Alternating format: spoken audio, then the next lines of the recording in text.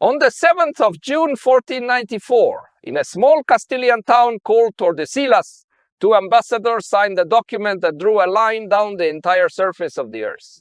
The line ran north to south through the middle of the Atlantic Ocean. Everything east of it belonged to Portugal. Everything west of it belonged to Spain. At the time the document was signed, neither kingdom had any clear idea what lay on the other side of the Atlantic. They had not yet been to North America. They had not yet reached India. They had not yet seen the Pacific. They divided the world anyway. The Treaty of Tordesillas is one of those documents that history books mention in a single sentence and then move past. But almost everything about the modern world, from the languages spoken in two continents, to the borders of national states, to the religious geography of Latin America, to the patterns of African slavery, to the very shape of international law, traces a line back through this treaty. It is the moment when two small Iberian kingdoms invented the legal idea that you could own territory you had never visited, and the rest of the European powers spent the next 400 years either accepting that idea or violently rejecting it. Let's walk through how two kings divided an unknown world. First, the level set. The Treaty of Tordesillas did not appear out of nowhere. It was the culmination of nearly a century of legal, political, and theological maneuvering between Portugal and Castile, and it was made possible by a very specific institution, the papacy. Throughout the 1400 seconds, Portugal had been the leading European maritime power. Beginning around 1419, Portuguese expeditions, sponsored by Prince Henry the Navigator, pushed steadily down the West African coast.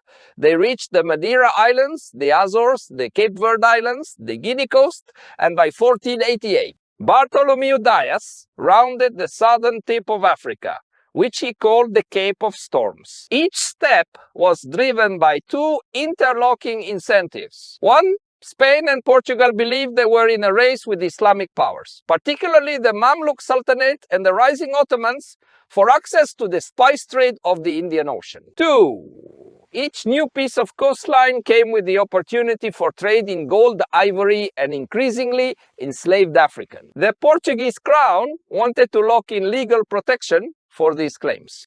So, they petitioned the Pope. In the medieval European framework, the Pope was not merely a religious authority. He was, in a sense, the highest court of appeal for international disputes among Catholic monarchs because his sanction conferred legal legitimacy. In 1455 and 1456, Pope Nicholas V issued two papal bulls, Romanus Pontifex and Inter Cathedra, that granted Portugal exclusive Christian rights to trade and conquest along the African coast and southward toward the Indies.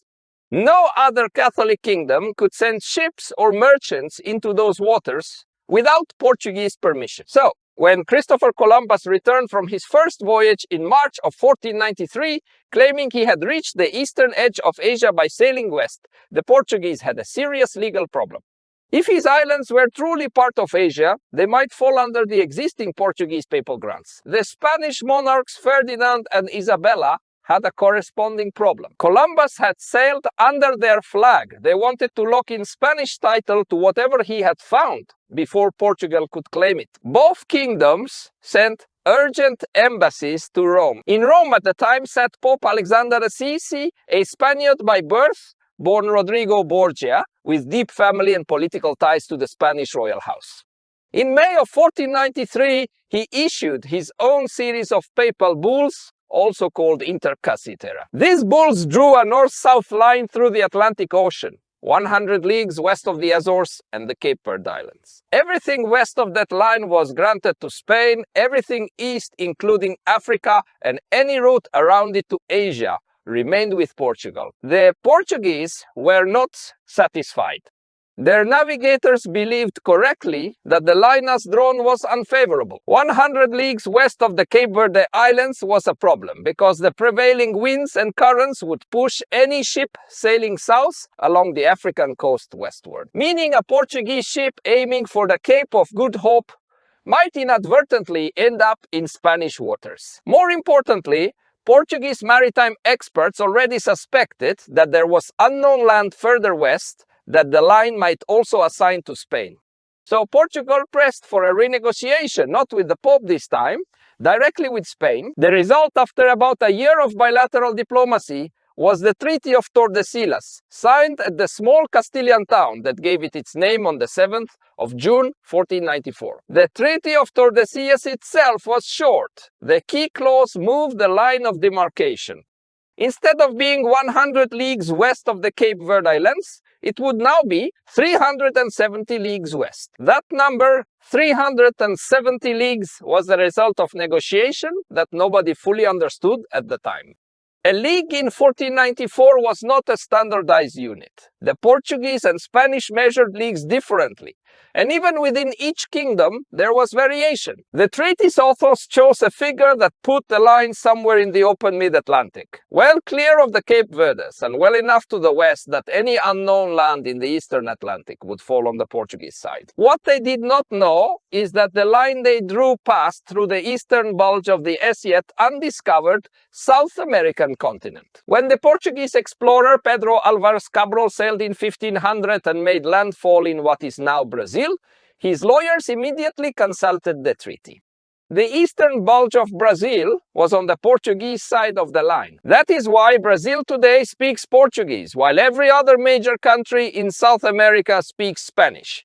The treaty drew the language map of an entire continent 6 years before any European had set foot on it. The treaty included a second crucial provision.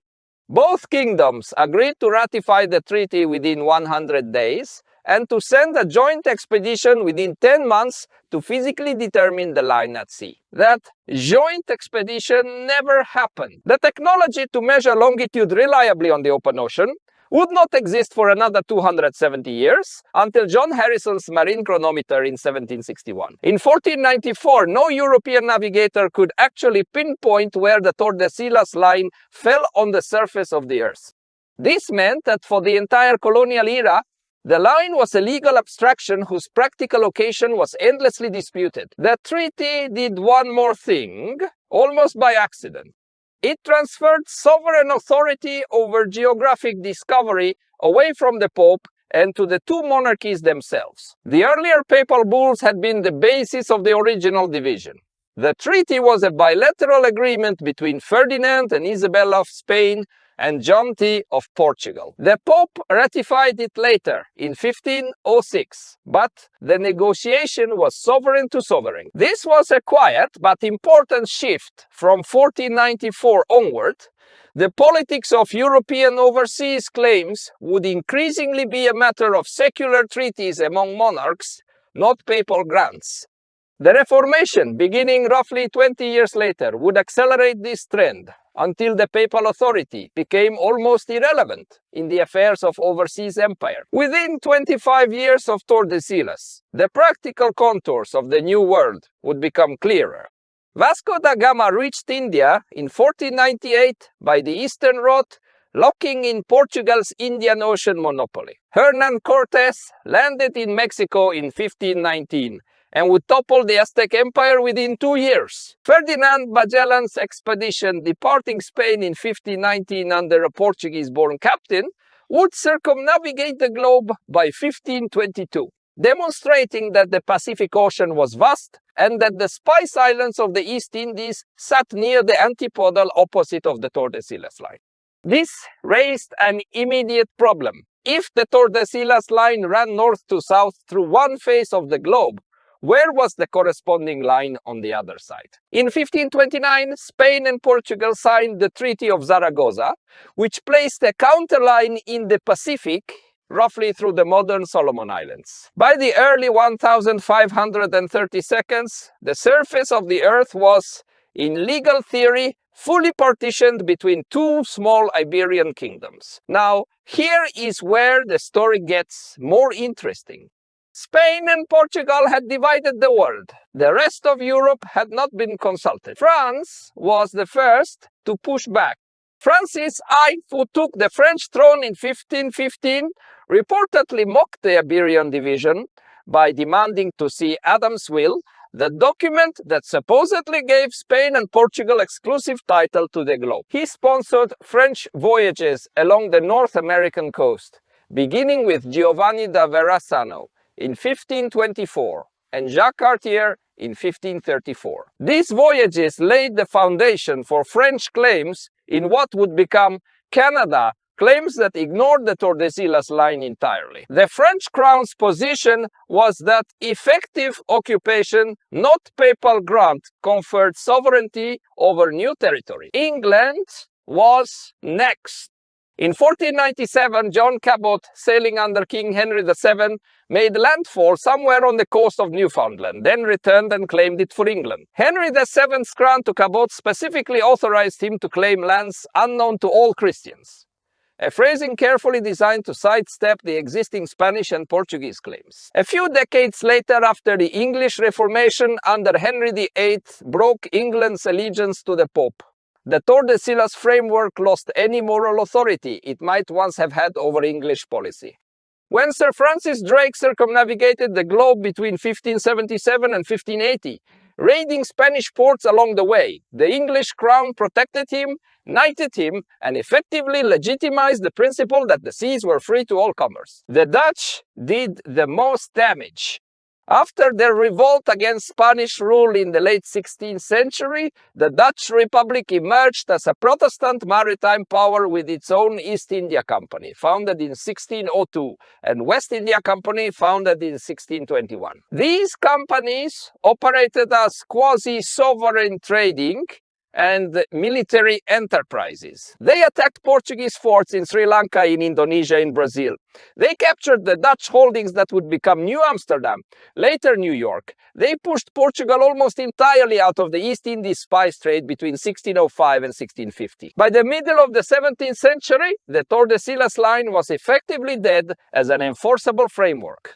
It remained on paper, but no major European power, except Portugal, still treated it as binding. What replaced the Tordesillas framework was the modern concept of international law as a set of rules among sovereign states, not papal grants.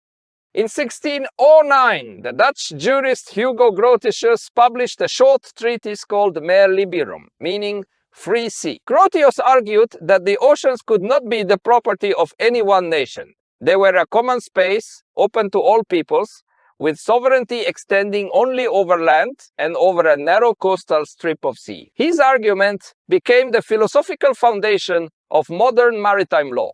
It also became, in retrospect, the formal death notice of the Tordesillas work. After Grotius, sovereignty would be claimed by effective occupation, by treaty, among states, and by the projection of naval power. It would not be claimed by lines drawn in Rome. While Europeans argued about the legitimacy of the Tordesillas line in salons and treaty rooms, something else was happening on the actual ground of the Americas and the East Indies. The line drew a remarkable cultural map that has persisted for 5 centuries. Brazil today is a Portuguese-speaking Roman Catholic country with a legal system descended from Portuguese civil law, a national identity shaped by Portuguese colonization, and a demographic mix produced by centuries of forced labor from Portuguese controlled African ports. The rest of South America, from Argentina north to Colombia, speaks Spanish, was governed under Spanish colonial law, was evangelized by Spanish missionary orders, and inherited its national institutions from the collapse of the Spanish Empire in the 1810 seconds. The split is so durable that you can drive across an interior border in modern South America, and the language, the legal vocabulary, the architectural conventions, even the slang of the local police change visibly within a few kilometers. The line also shaped the geography of African slavery. Portuguese trading posts on the West African coast had supplied the early Atlantic slave trade primarily to the Spanish Caribbean, to Brazil, and to the Portuguese island colonies. Because Portugal retained exclusive Christian rights to the African coast under the original papal grants reinforced by Tordesillas, the early structure of the transatlantic slave trade was concentrated in Portuguese hands. When the Dutch broke into the trade in the 17th century and the English broke into it in the 18th century, they did so partly by capturing Portuguese forts on the African coast and partly by sailing past the Tordesillas framework as though it did not exist. The line had, in effect, defined the institutional infrastructure of the trade. When the trade scaled up, that infrastructure scaled with it. In the East Indies, the line shaped a different set of consequences. Portugal's brutal first decades of expansion in the Indian Ocean, from Goa to Malacca to the Moluccas, built a network of fortified trading posts and Catholic missions. When the Dutch displaced the Portuguese after 1605, they inherited many of those same posts, but turned the religious and political settlement in a different direction, less Catholic, more Calvinist, more transactional, more brutally focused on the spice monopoly. The lasting religious legacy of the Tordesillas era Portuguese presence in Asia is still visible today in the Catholic populations of Goa, in East Timor, in scattered communities along the Indian and Sri Lankan coasts. These were islands of Portuguese Catholic culture deposited by the empire's reach, then preserved through centuries of subsequent foreign rule. The line did not just divide land, it diffused culture in patterns we still live with. One additional legacy worth marking.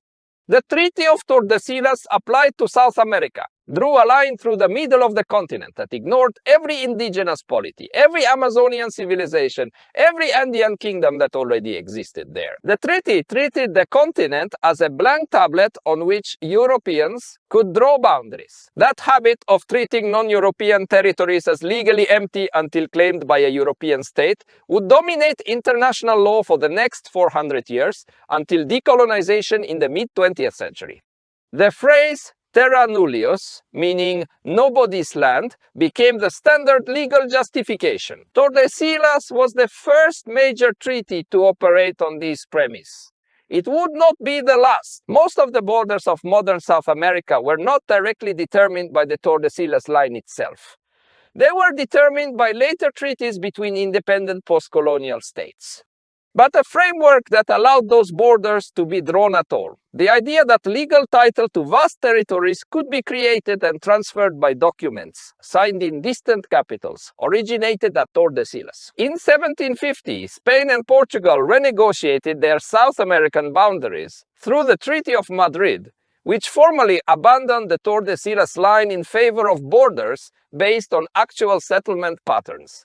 By that point, Portuguese settlers had pushed far west of the original 1494 line, particularly through the Bandeirantes, the slave raiding and frontier expeditions that explored the Brazilian interior. The Treaty of Madrid recognized this reality and gave Portugal sovereignty over a much larger Brazil than Tordesillas had originally implied. In exchange, Portugal ceded some territory in the south, in what is today Uruguay. The principle being applied was no longer papal grant or arbitrary meridian. It was uti possitis, roughly meaning as you possess. You keep what you have actually settled. This principle would later be inherited by the new South American republics after independence and would define almost all of the inter-American borders we know today. One additional consequence reverberated through the modern era. Because the Tordesillas framework had been justified through papal authority, every Catholic power that participated in colonial expansion in the 16th century operated within a single overarching theological theory of just conquest. When Protestant powers like England and the Netherlands began their own colonial projects in the 17th century, they had to construct alternative justifications. These ranged from the rights of effective settlement to social contract theories of land use, to outright theories of cultural superiority. The result was a more pluralistic and more contentious framework for European overseas claims, one that fed directly into the rivalries that produced 4 centuries of European colonial wars. One more thread. The Tordesillas precedent of dividing the world among European powers in distant treaty rooms reached its full and most destructive expression at the Berlin Conference of 1884 to 1885. At that conference, 14 European powers plus the United States sat around the map of Africa and divided the continent into colonial spheres of influence. None of the participants asked the African peoples, none of them visited most of the territories being divided. The borders they drew, ruler straight, in many cases continue to shape African national boundaries today. The Berlin Conference is the institutional descendant of Tordesillas. Different continent, different powers, same fundamental logic. Land is a thing that can be legally owned by treaty among distant sovereigns, irrespective of who already lives there. So, what does this episode of history teach? First, international law begins with whoever has the institutional authority to write it. In 1494, that authority was the papacy exercised through bilateral monarchical negotiation. By 1648, with the Peace of Westphalia, the authority had shifted to sovereign states negotiating among themselves. By the 20th century, it had shifted again to international organizations and multilateral treaties. The substance of international law evolves slowly. The institutional setting in which it is made evolves continuously. Whoever controls the legal-making institutions controls, in part, the legitimate boundaries of the world. Second, decisions made under uncertainty leave the longest shadows. The negotiators at Tordesillas did not know what continents lay west of the line they drew. They did not know what populations lived there. They did not know how long their empires would last. But the line they drew, drawn for short-term diplomatic convenience, persisted in legal force for more than 2 centuries and in cultural force for 5. Decisions made when the actors do not yet have the relevant facts are often the most enduring because they get baked into the foundational assumptions of everything that follows. Third, the most important assumption in any treaty is the one no one bothers to challenge. At Tordesillas, the unchallenged assumption was that 2 European Catholic monarchs had the right to assign sovereignty over land neither of them had visited and whose inhabitants had no voice. That assumption produced 4 centuries of consequences. In every era, there are equivalent unchallenged assumptions baked into the major treaties of the time. They will look obvious in hindsight and were invisible in the moment. On the 7th of June 1494, 2 ambassadors in a small Castilian town drew a line that ran from pole to pole through the unexplored Atlantic.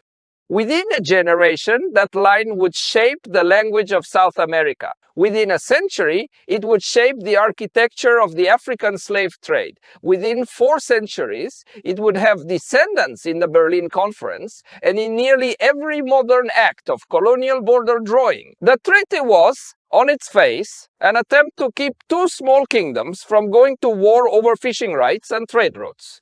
It became, in retrospect, the founding document of European territorial overreach. Almost everything modern international law has spent the last 150 years trying to undo, from the principle of self-determination to the obligations of consultation with indigenous peoples, was put in place conceptually by the document signed at Tordesillas. If you want to understand how the modern world's borders got drawn, you start there. 2 kings drew a line through an unknown world. They were not the last people to try it, they were just the first to make it stick. If you want more episodes that trace the long causal arcs from a single signed document to the modern world, subscribe. There is a lot of history to explain,